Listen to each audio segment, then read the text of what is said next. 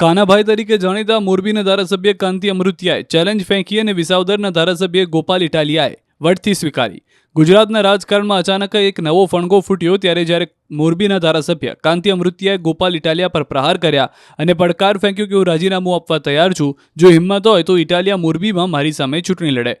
જો હારી જઈશ તો બી ઇટાલિયાને 2 કરોડ રૂપિયા આપીશ. આ તરફ ગોપાલ ઇટાલિયા લાખ જોઈને જ બેઠા હોય એમ મેદાનમાં આવ્યા.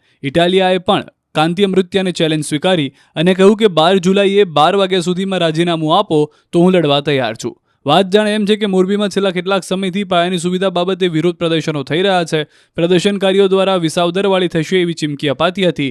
આ જ વાતના જવાબમાં અમૃતિયાએ ઇટાલિયાને પડકાર ફેંક્યો.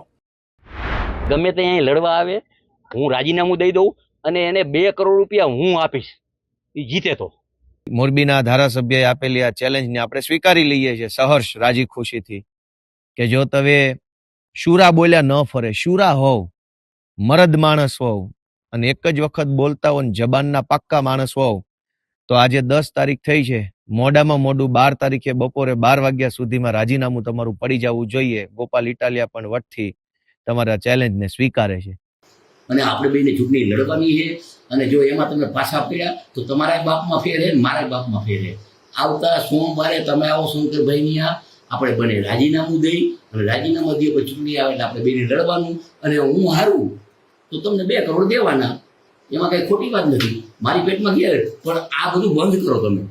એક સીટ આવી વિસાવદરની, એમાં તો આખા ગુજરાતના કાર્યકર્તા ઉપાડો લીધો. ઉછાળવાના ધંધા, ઉશ્કેરવાના ધંધા, જેમ તેમ બોલવાના ધંધા. ગોપાલભાઈ આવે છે આમ કઈ ગોપાલભાઈ કે એવું કઈ આવે છે આવી ગયા અહીંયા, ત્યાં હું ના પાડું અને આવી ગયો સોમવાર રાજીનામું દેવો અને મારી તૈયારી છે. QR કોડ સ્કેન કરો અને ડાઉનલોડ કરો News 18 એપ. મેળવો ગુજરાત અને દેશ દુનિયાની પળે પળની અપડેટ્સ.